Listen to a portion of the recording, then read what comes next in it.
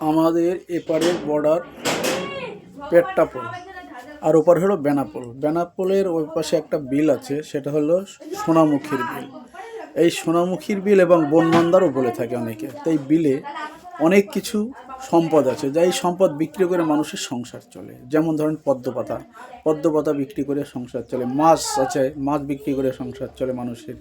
তারপরে আছে পাখি, অসংখ্য পাখি আছে। এই শীতের সময় পাখিরা দূর দূর দেশ থেকে আসে, সেই পাখি শিকার করে অনেকে সংসার চালায়। কিন্তু সেই বিলের একটা কবিতা আমি লিখেছি, কবিতার নাম হলো সোনামুখীর বিল, দেবাশিস হালদার।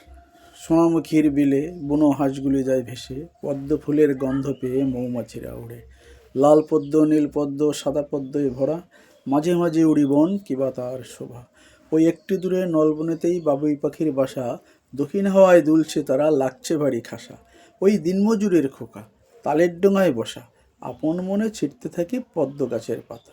কোন সে দূরে হাটের পানে টাকার অপেক্ষাতে, ছুটছে খোকা মাথায় বোঝা অন্ন জোগাতে।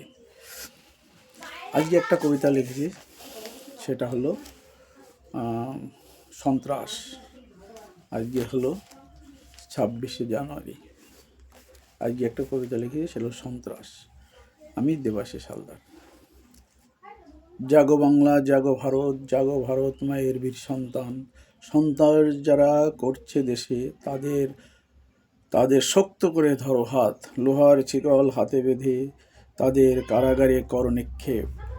মোরা মহান দেশের মহান বীর, দেশ স্বাধীন করতে যারা হয়েছে শহীদ, তাদের রক্তে গড়া আমাদের প্রাণ কিছুতেই হবে না পরাধীন, রাখবো আমরা এই দেশের মান।